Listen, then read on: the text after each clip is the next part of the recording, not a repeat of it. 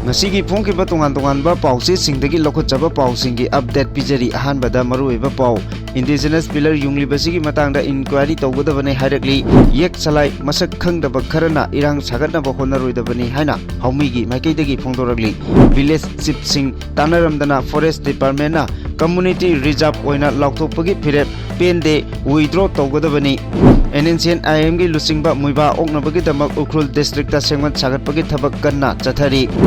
Amur Falcon Tamenglong district ta sakta bahobaga loinana ujek asi hatpa amadi fabada athingba thamle Pakistan na Afghanistan gi military post kaya ama thugaikre PR gi matamda miting changbidraba Jenims Hospital athubada India gi president ta wakatlagani Bihar da NDA maithiragani Jaisalmer Jodhpur lambi da bus ama mai chakpada myoi kun sire Singamadi tamgi MLA tan natana Muslim nasu indigenous pillar gi mateng pangkhi haina Youth Front of Haumina phongdoragli Manipur gi Rajbari thugaibada hakthengna yauriba PDA gi official sing natraga career taker sing mafamdagi lokthokadabani hairagli Yelhow gi yu yokhatpagi mingda mapandagi sunglaba Manipur da pusilaknaba thorang tawre October 10 fawbada yu sungba yonbagi application pisalaknaba khangalagli AR police ka loinana chathakiba operation da drug lalonba mioi taruk fare Bisnupur police commando na thamna pokpidagi football player ama faraga pukhibadagi tedim lambi thinglure Haujik Pau Sandongna Pijari Imphal East Songbung Kabui Khunjauda Federation of Haumina Lamdamasigi Yek Salai Leiba Yalome Kun Mangagi Maming Hakpa Integrity Pillar Yungliba Asigi Matangda United Maitei Pangal Committee gi Maikidagi Yaningdaba Wapam Kaya Phongdoragli Committee Asina Thadorok Pachirol Asina Hai Integrity Pillar Asida Yalome Oiriba Purup Singi Ming Yahonde Haina Masigi Matangda Kudakta Inquiry Tongnaba Pillar Asi Lokthokpa Natraga Masida Maitei Pangal Yauna Indigenous Community Singi Mapung Phana Yauhanduna modify tawba amadi historic accuracy amasung equity da yumpham oiraga indigeneity base sing adu modify tongnaba historian anthropologist amadi communities representative sing yauba expert committee ama sengwadabani haina hokiba September 10 da Manipur gi governor da aiba chirol pisinduna khanganbasu laikre loinana September 10 da Manipur police ki DGP da FIR ama loss tongnaba Foreman oina hijakre adubu committee asigi maikidegi santi oina appeal tawriba asida Federation of Haumigi maikidegi aranba amasung kangluki oina nungai handana bagi mawongda wafam kaya phongdorakliba asi yaningde haidi khwaidegi nongna phangba report amagi matungina Federation of Haumina MLA sing support tawi haibagi wafam ama laklibasi wahang hangningai oiri hairaduna public representative sing Federation of Haumigi deficit activity sing asida funding tawba amasung support tawba yoramnabadi makhoi sing adu khudakta suspend tawgadabani amasung inquiry tawgadabani indigenous people pillar asi thugaiba natraga modification tawgadabani defacing communal enmity amadi tabada nungaitaba wafam kaya sandorakliba Federation of Haumigi office barrier singi mathakta FIR tawba yauna prosecute tawgadabani Manipur gi unity amasung integrity asi hena chesin hanabagi damakta masida chenariba community kudingmak state level peace and reconciliation dialogue tawgadabani chathagadabani Maitei Pangal community asi sahi cha kayadagi Manipur gi history da saruk ama oibana Manipur da thadoknaba yadraba kangluk amani haibagi warol sing yauri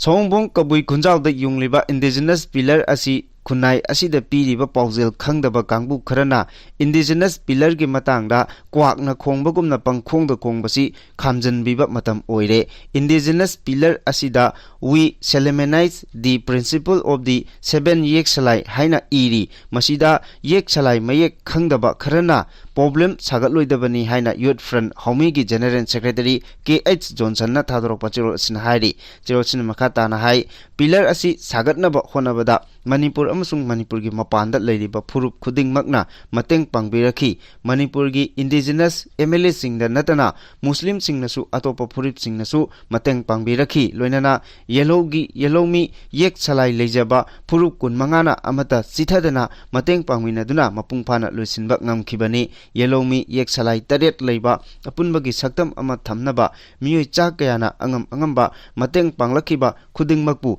Federation of Haumigi Youth Front ki maikidegi ꯈ꯭ꯋꯥꯏꯗꯒꯤ ꯇꯧꯕꯤꯃꯜ ꯈꯪꯕ ꯎꯠꯂꯛꯂꯤ pillar ꯑꯁꯤꯒꯤ ꯃꯇꯥꯡꯗ ꯄꯥꯡꯂꯛꯈꯤꯕꯁꯤꯡꯗ ꯑꯀꯤ ꯑꯈꯪ ꯄꯤꯕ ꯃꯥꯟꯕ ꯋꯥꯍꯩ ꯋꯥꯇꯥ ꯁꯤꯖꯤꯟꯅꯕ ꯄꯥꯎꯗ ꯌꯥꯎꯕ ꯊꯦꯡꯅꯔꯦ ꯃꯁꯤꯒꯤ ꯃꯇꯥꯡꯗ ꯑꯝꯖꯨꯒꯤ ꯃꯥꯏꯀꯩꯗꯒꯤꯁꯨ ꯈꯔ ꯀꯨꯞꯅ ꯌꯦꯡꯁꯤꯟꯕ ꯃꯊꯧ ꯇꯥꯕ꯭ꯔꯥ ꯍꯥꯏꯕꯗꯨ ꯈꯟꯅꯅꯕ ꯅꯤꯡꯁꯤꯡꯍꯟꯅꯤꯡꯉꯤ ꯃꯈꯥ ꯇꯥꯔꯛꯄꯗ ꯌꯦꯛ ꯁꯂꯥꯏ ꯂꯩꯕ ꯂꯝꯗꯝ ꯑꯁꯤꯒꯤ ꯌꯦꯜꯂꯧꯃꯤꯁꯤꯡꯒꯤ ꯌꯨꯝꯕꯤ ꯌꯨꯡꯕꯗ ꯃꯇꯦꯡ ꯄꯥꯡꯕ ꯃꯤꯕꯨ ꯂꯥꯟꯅ ꯎꯍꯟꯅꯕ ꯍꯣꯠꯅꯔꯤꯕ ꯃꯤꯑꯣꯏꯁꯤꯡꯕꯨ ꯌꯦꯜꯂꯧꯃꯤ ꯌꯦꯛ ꯁꯂꯥꯏ ꯂꯩꯕ ꯐꯨꯔꯨꯞ 15ꯕꯨ ꯁꯤꯡꯅꯕꯅꯤ ꯍꯥꯏꯅ ꯂꯧꯔꯣꯏꯗꯕꯒꯤ ꯃꯔꯝ ꯂꯩꯇꯦ ꯍꯥꯏꯔꯤ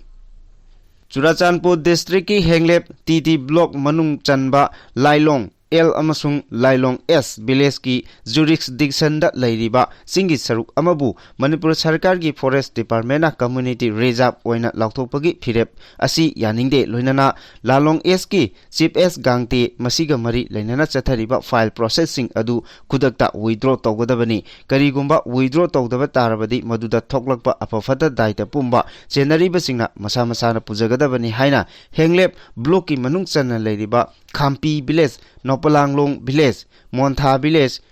ꯀꯥꯝꯀꯩꯂꯣꯟ ꯚꯤꯂꯦꯖ ꯁꯩꯆꯥꯡ ꯚꯤꯂꯦꯖ ꯑꯃꯁꯨꯡ ꯁꯦꯜꯚꯨꯝ ꯚꯤꯂꯦꯖꯀꯤ ꯆꯤꯞꯁꯤꯡꯅ ꯊꯥꯗꯣꯛꯄ ꯖꯣꯏꯟꯠ ꯁ꯭ꯇꯦꯠꯃꯦꯟꯠ ꯑꯃꯅ ꯍꯥꯏꯔꯤ ꯆꯦꯔꯣꯜ ꯑꯁꯤꯅ ꯃꯈꯥ ꯇꯥꯅ ꯍꯥꯏ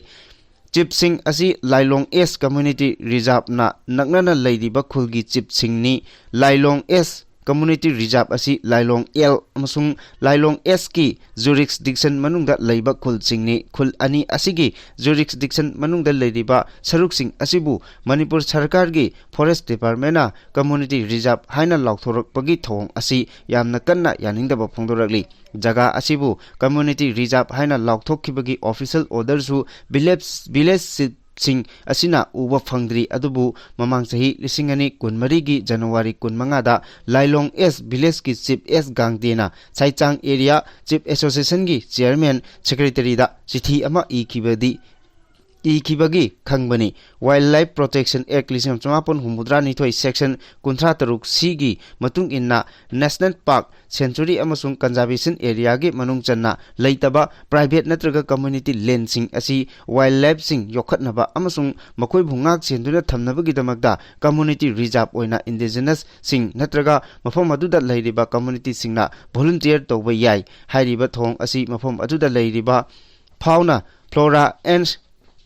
ꯇ꯭ꯔꯦꯗꯤꯁꯅꯦꯜ ꯑꯃꯁꯨꯡ ꯀꯜꯆꯔꯦꯜ ꯀꯟꯖꯔꯕꯦꯁꯟ ꯚꯦꯂꯨ ꯑꯃꯁꯨꯡ ꯄ꯭ꯔꯣꯇꯦꯛꯁꯟ ꯑꯗꯨ ꯄ꯭ꯔꯣꯇꯦꯛ ꯇꯧꯅꯕꯒꯤꯗꯃꯛꯇꯅꯤ ꯍꯥꯏꯔꯤ ꯒꯚꯔꯟꯃꯦꯟꯠ ꯑꯣꯐ ꯏꯟꯗꯤꯌꯥꯒ ꯄꯤꯁ ꯇꯣꯛ ꯇꯧꯅꯔꯤꯕ ꯂꯥꯂꯣꯡꯂꯨꯞ national socialist council of Nagaland Isak Muivah NNCN-IM ꯒꯤ ꯖꯦꯅꯔꯦꯜ ꯁꯦꯀ꯭ꯔꯦꯇꯔꯤ ꯊꯨꯡꯌꯥꯂꯦꯟ ꯃꯣꯏꯕꯥ ꯃꯍꯥꯛꯀꯤ ꯄꯣꯛꯅꯐꯝ ꯂꯝꯗꯝ ꯎꯈ꯭ꯔꯨꯜꯒꯤ ꯁꯣꯝꯗꯥꯜꯗ ꯊꯥ ꯑꯁꯤꯒꯤ 12ꯗ ꯆꯍꯤ 50ꯒꯤ ꯃꯇꯨꯡꯗ ꯂꯥꯛꯅꯕ ꯊꯧꯔꯥꯡ ꯇꯧꯔꯤꯕ ꯑꯁꯤꯒ ꯃꯔꯤ ꯂꯩꯅꯅ ꯎꯈ꯭ꯔꯨꯜ ꯑꯃꯗꯤ ꯁꯣꯝꯗꯥꯜꯗ ꯃꯍꯥꯛꯄꯨ ꯑꯣꯛꯅꯕꯒꯤ ꯁꯦꯝ ꯁꯥꯒꯠꯂꯤꯕ ꯑꯁꯤ ꯑꯌꯥꯝꯕꯅ ꯂꯣꯏꯁꯤꯜꯂꯛꯂꯦ ꯍꯥꯏꯔꯤ ꯊꯥꯖꯅꯤꯡꯉꯥꯏ ꯑꯣꯏꯕ ꯁꯣꯔꯁ ꯑꯃꯒꯤ ꯃꯇꯨꯡ ꯏꯟꯅ ꯃꯁꯥꯒꯤ ꯆꯍꯤ 39 ꯔꯣꯝ ꯁꯨꯔꯕ ꯇꯥꯡꯈꯨꯜ ꯅꯥꯒꯥꯒꯤ ꯂꯨꯆꯤꯡꯕꯁꯨ ꯑꯣꯏꯔꯤꯕ TH ꯃꯣꯏꯕꯥ ꯑꯁꯤ ꯍꯧꯖꯤꯛ ꯅꯥꯒꯥꯂꯦꯟꯗꯒꯤ ꯗꯤꯃꯥꯄꯨꯔꯗ ꯕꯦꯁ ꯇꯧꯗꯨꯅ ꯂꯩꯔꯤ ꯃꯍꯥꯛ ꯊꯥ ꯑꯁꯤꯒꯤ 12ꯒꯤ ꯎꯈ꯭ꯔꯨꯜ ꯗꯤꯁꯇ꯭ꯔꯤꯛꯀꯤ ꯃꯍꯥꯛꯀꯤ ꯄꯣꯛꯅꯐꯝ ꯁꯣꯝꯗꯥꯜꯗ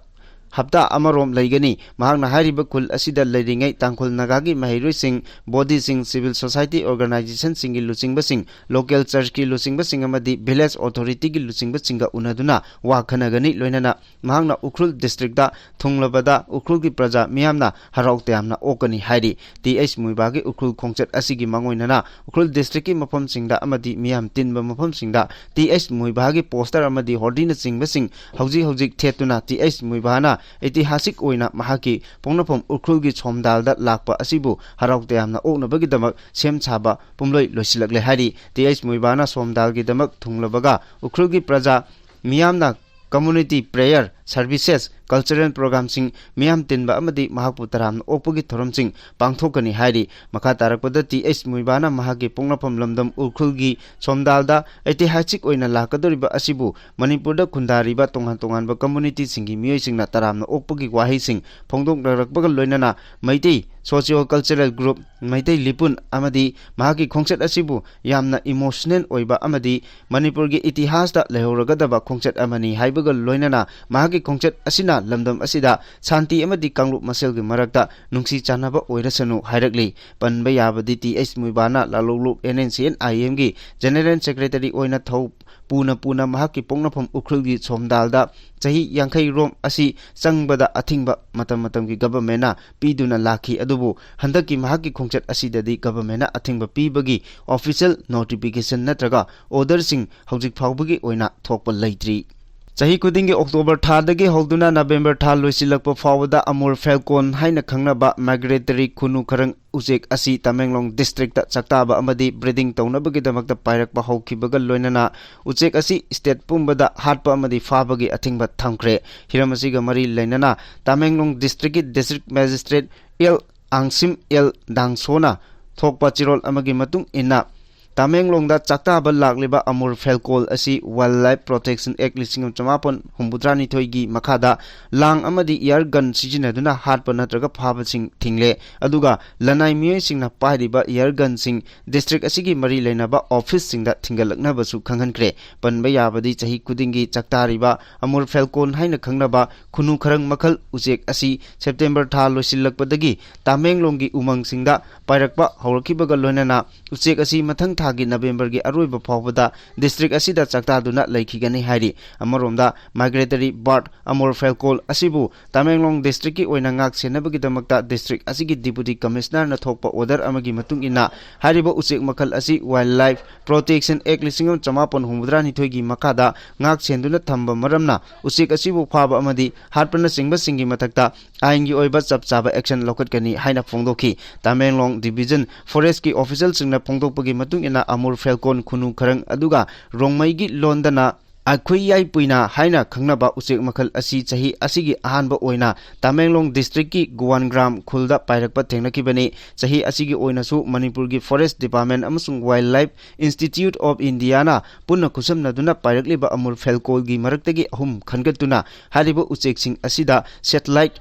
transmitter sing haptuna research work ki damak thadokibani hari masigi mathakta 2019 dagi howduna State Forest Department amsung Wildlife Institute of India na chaktaba lakliba Amur Falcon singi maraktagi radio tapping program sing tawduna ujek asina kadai fawba paibage haibadugi tribal history sing loduna laki panba yai khunung khurang chawba umaibi makhal asi Manipur gi Tamenglong district ki amasung yomlonariba Nagaland ki Wakha area da sahi kudingi October tha dagi howduna chaktaraba matung macha konduna macha sing chawraklaba matung ujek makhal sing asi South Eastern Siberia amasung nongpok thangba China romda amuk hanna paiki aduga hariba ujek makhal sing asina chawrakna kilometer 12 rom lapa India ge North Eastern region dagi Africa fawba paikibagi record sing leiri ngasi ayo anganbada Pakistan amasung Afghanistan lebak anigi lonabada leiriba Khyber Pakhtunkhwa khwada lebak anigi lanmi singi marakta sauna khut thoknakre thawdok aduda Pakistan lanmi gi maikei dagi Afghanistan gi teng mari amasung military force kya thugaikre agency gi pawn hai Afghanistan gi Taliban sing amasung Afghanistan da base toba Pakistan gi terrorist group ama oiriba Tehrik-i-Taliban Pakistan gi maikei dagi Quran area da leiba Pakistan gi base sing da attack chatharakibani thawdok aduda Pakistan army gi maikei dagi akan mamong da attack chathaduna Taliban gi teng kaya thugaiki misi mina kaya amasu thoki thawdok aduda Quran sector da leiramba Afghan gi Taliban sing gi teng position sing sound amang ata thokpada natana mafam aduda leiramba Taliban gi lanmi sing kaiduna senaki Pakistan gi state na chalaiba media gi report ki matung ina Afghanistan gi force sing na Pakistan Taliban singa khucham naraga Pakistan gi force sing da attack adu chathakibani Koram hariba asi Pakistan gi Khyber Pakhtunkhwa province ta leiba district amani Pakistan da handuna chatkhiba attack aduda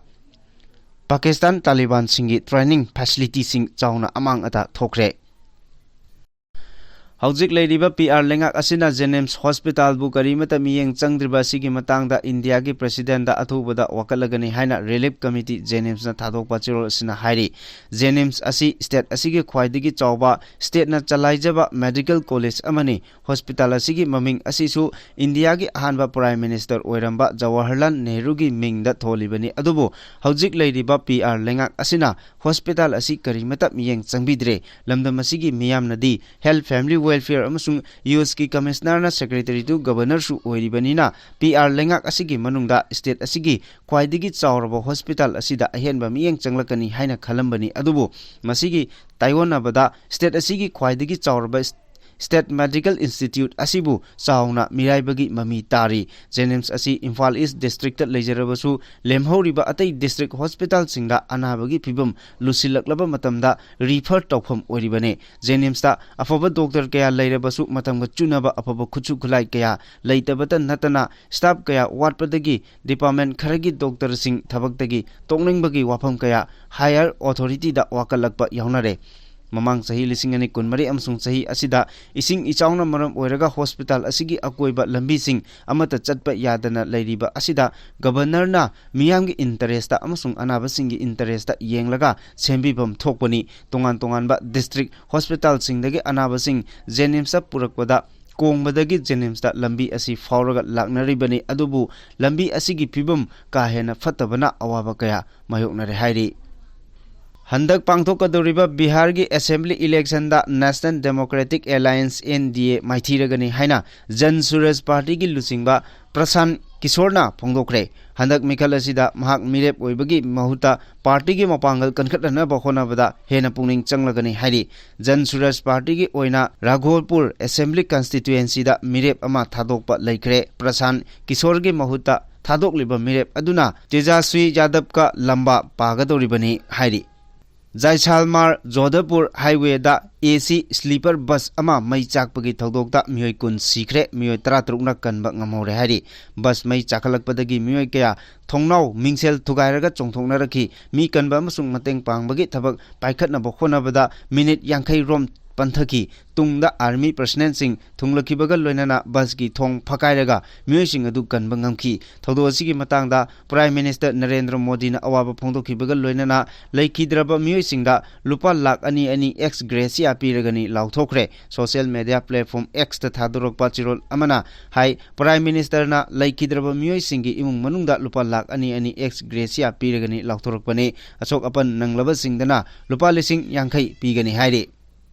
Sombong Kabui Khunjauda Yungliba Indigenous Pillar asi Khunai asida piriba paujel khangdaba kangbu kharana Indigenous Pillar asigi matangda Kwangna kongbagumna pangkhongda kongbasi khamjinbibagi matam yaure Indigenous Pillar asi we solemnize the principle of the 7 yekslai haina iri masida yekslai masak khangdaba kharana problem chagaloidabani haina Youth Front of Haumi gi General Secretary KS Johnson na kuyek piduna thadokpa chirol asina khangalagli MECS na Luchingduna Silongda Leiba Redland Boys Rota Manipuri Rajbari Uful Tana Sidokibagi Thong Yaningdaba Utuna Miyamgi Oiba Kongjang Changsinkre Manipurgi Ningthaugi Haktaktagi Yamna Itihasik Oina Ahingba Kudam Amagumna Leptuna Leramba Manipur Rajbari Bu Uful Tana Thugaiduna Mahan Tagan Kibagi Thodok Asi Considium Amasung Silongda Leiriba Manipuri Singi Thamoi Nungaitaba Phongdokibaga Loinana Manipurgi Lemjaningai Oidaba Kudam Ama Mangkibaga Chap Manai Haina Phongdoknaki Kongjang Loi Singna Hana Leiramba Manipur Rajbarigi Building Asiga Chap Manaba Mongda Athubada Sagadabani Amadi Building Asibu Sidokibada Chenaba Singi Mathakta Action Lokakadabani Hari Manipur Rajbari Sidokiba Asiga Mari Lenana MECS ki convener Manish Singhana Phongdokibada building asibu sengwat sagatnabagi damak leiriba PDA na Manipur gi higher authority da taw haibadagi tawbani haina phongdorakpa amadi Manipur gi art and culture department asu authority gi matung ina pangthokibani haina phongdorakiba kudingmak asi yamna laibak thibani Adubo Manipur Rajbari ga chap manaba mongda PDA amasung art and culture department na makhoigi tawda yadaba mathok makni khanduna amuk hana sagadabani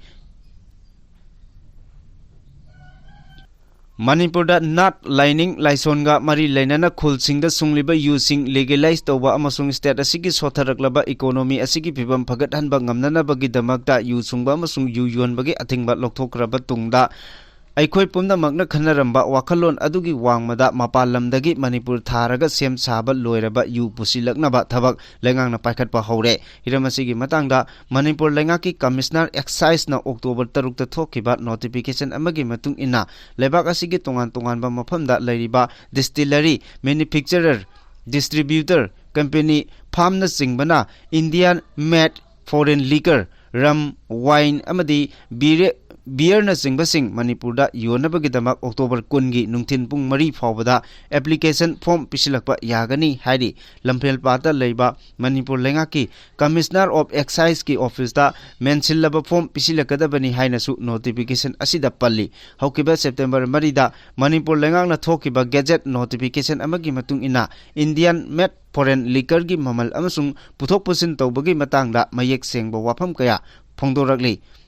branded ki oina case ama puthok pusin bagi maman lupa chamani wholesale gi oina puthok pada lupa nimfu amasung retailer gi oina lupa tara ni hari handling charge oina branded ki oina lupa manga wholesale gi lupa manga retail gi lupa manga ni Manipur gi mapanda leiba distillery manufacturer distributor bottler company farm singna mathok taba document singa loinana menchillaba form adu demand draft ka loinana excise da pisilakadabani form pisinba matamda processing fee oina lupa lising manga pigedabani registration amasung renewal fee oina lupa lakh manga ni registration fee adu senba sahi asigi March 13 dagi hauraga kumja lisingani kuntaruki March 13 phawbagini kanagumba tongan ba brand amasung level gi yoning labadi tongan ba application form pisilakadabani hairi Assam Rifles na Manipur Police ka loinana Senapati amasung Kangpokpi district ta sathakiba anti narcotic operation da drug lalonba mioi taruk yamlaba drug ka konana fare hairi pawasin hai Assam Rifles na Martyrs Park ta sathakiba operation da brown sugar kg ahum gram chatruk kuntra taruk phagatpa ngamki hairiba drug sing adu tongan ba soap case chani humbudra da haplaga puramkhibani phagalaba drug sing adu market ta lupa crore 8 kuntaruk oigani hairi tharaba miyosing adugi mathakta makhataba investigation sathanaba police ta sinakhre haukiba ningthokaba numitasu Assam Rifles amasung Manipur Police ka khuchamna duna Manipur gi lona bada lairiba Jakura Thorda local na saba hi amada chingnaningai oiba polam kaya ama pusillaga thamle haibagi akhanaba pawama phangbadagi mapamadu da sangsin operation chathaki loinana operation aduda hi adugi manungda haptuna leiramba yaba tablet piece lising tara amasung ise light cigarette packet lakh ama point kun manga leirambadagi local witness yaudana yamlaba polam sing adu phagatki Faraba musing adu makatana wahang pang sathabada yamlaba drug ki polam sing adu Manipur gi Churachandpur district tagi mafam aduda purakhibani haiba confirm tawre phagalaba polam sing adu local market ta lupa crore nipan rongi value oigani faraba musing adu makhoidagi phagalaba drug sing aduga konana mari leinaba police station singda sinakhre Angowa Masugi Gypsy amasung Angowa Masugi Karda Lakiba Bisnupur District ki Police Commando gi Kangbu Singna Thana Pokpi Ward number 4 Advanced Intermediate Public School gi Leirakta Leiba football player ama Phaduna Pukibidagi Thana Pokpi da Khoisaunaraba miyamna Tidim Lambi Thinglure adubu Bisnupur gi SP ga wari sanaraba matung commando na fakiba mioi adu condition amata yaudana thadorakpadagi lambi thingbagi khongjang handokre Bisnupur District Police Commando na phaduna pururaba mioi adugi mamingna Moirangthem Chinglemba Elias Kalu sahi kunipan apokpa lengak kawi ngasi ayuk commando gi kangbu aduna mioi asi mayumdagi phaduna pukibadagi thamna pokpigi khosaunaraba nupi sing amadi nupa kayana lambi da tholaktuna tidim lambi thingbagi khongjang changsinki loinana commando na phakiba Moirangthem Chinglemba condition amata yaudana thadorakadabani haina su dabi tawki lambi thingbagi khongjang changsinkiba mioi sing adugi maikeidagi phongdorakpada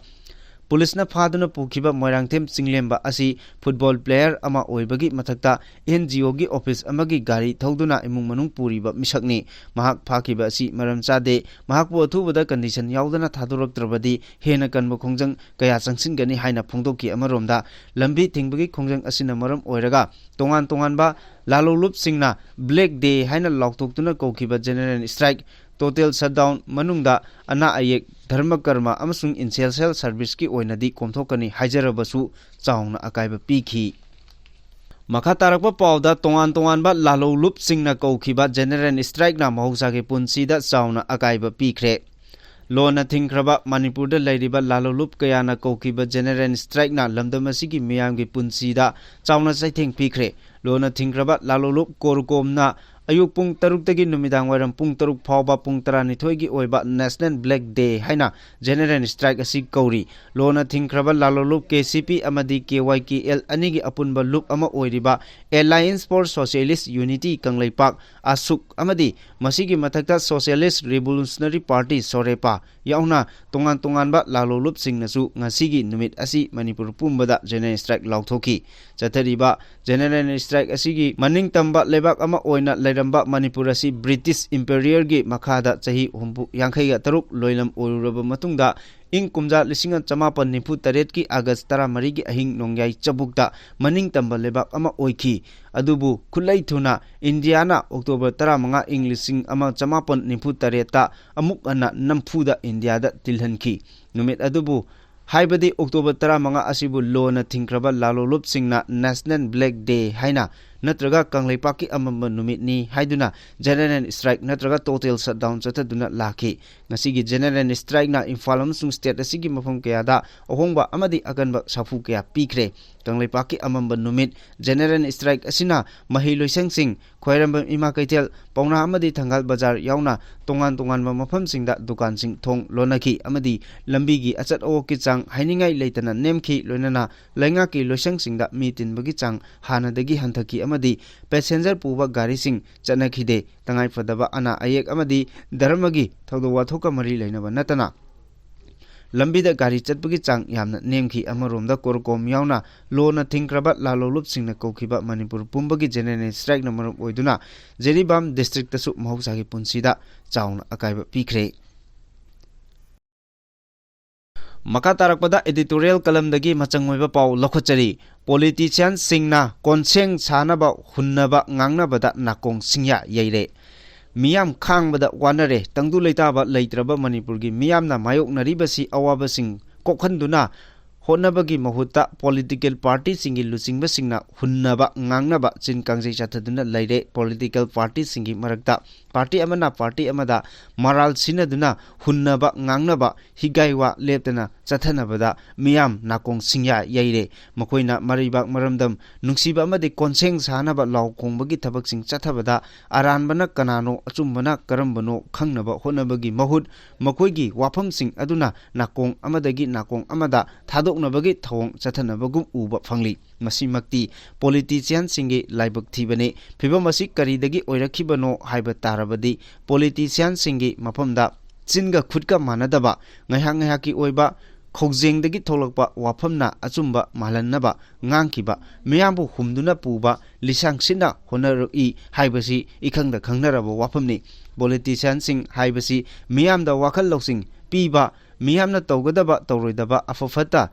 miyamgi punna nungsi chanana hingminnabagi amasung apunbagi pangal chagatnaba honabana makoigi amata ngairaba thabak oigadabani political party gi lusingba sing amadi miyamgi mihut legislature singna lengaklon chaukhatlon sinjakta mipal tangdana hingnaba maikeida akhanaba miyeng thambaga iroinana miyamda manaba amasung nungsiba mityengna yengba oigadabani pumnamak sing asigi mathakta lebaki phurupki apunba saktam ngakpa amadi apunbagi saktamda singnarakba sing mayoknabada thawai phawba thadokpa ngambagi matik mayai leiba adugumba sing adubu asengba politician amadi lusingbani haina singthane party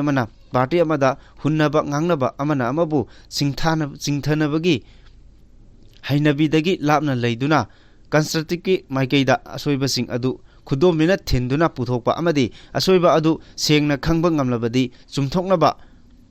khong thangba tarabadi ayet apan yaudana chawkhatpagi maikeida khunmang chawsinhanba ngamgani loinana lengak longi thogai pangnaba political party singna magi party gi political ideology principle amadi pandam sing adu miyamda organize tawduna miyambu achumba maikeida punaba honabana politics ki asengma masak adu khanghanba ngamgani political party singna miyamgi yaifanaba amadi party gi mapangal kanhanaba active oinaba honabagi mahuta hunangangnaba amadi mikhal matam khaktada voter sing leiraga lengak lon gi chukli paigani haiba hanthaba thaki wakalon asi thadoknarabadi miyam di thamoi sengna thabak torkadaba misak khangna mihut khanjanaba ngamgani political party singna general election matamda maribak miyam ꯅꯨꯡꯁꯤꯕ ꯁꯥꯗꯨꯅ ꯃꯤꯌꯥꯝꯕꯨ ꯅꯝꯊꯥꯛ ꯇꯧꯕ ꯑꯃꯗꯤ ꯂꯧꯅꯝ ꯂꯥꯡꯗ ꯊꯨꯍꯜꯂꯒ ꯃꯤꯍꯨꯠ ꯑꯣꯏꯔꯕ ꯃꯇꯨꯡ ꯃꯤꯌꯥꯝꯒꯤ ꯀꯣꯛꯊꯛꯇ ꯅꯦꯠꯇꯨꯅ ꯃꯈꯣꯏꯒꯤ ꯑꯅꯤꯡꯕ ꯑꯄꯥꯝꯕ ꯐꯪꯅꯕ ꯀꯔꯞꯁꯟꯒꯤ ꯀꯣꯝꯗ ꯄꯨꯊꯗꯨꯅ ꯃꯈꯣꯏ ꯈꯔ ꯈꯛꯀꯤ ꯄꯨꯀꯩ ꯂꯟꯒꯩ ꯆꯣꯟꯅꯕ ꯍꯣꯠꯅꯕꯗ ꯃꯤꯌꯥꯝꯕꯨ ꯈꯨꯠꯂꯥꯏ ꯑꯣꯏꯅ ꯁꯤꯖꯤꯟꯅꯔꯛꯈꯤꯕ ꯑꯗꯨ ꯍꯧꯖꯤꯛꯇꯤ ꯈꯨꯗꯛꯇꯒꯤ ꯂꯦꯞꯄꯅ ꯐꯨꯔꯨꯞꯀꯤ ꯁꯛꯇꯝ ꯑꯃꯁꯨꯡ ꯃꯤꯌꯥꯝꯒꯤ ꯍꯛ ꯀꯟꯕ ꯉꯝꯒꯅꯤ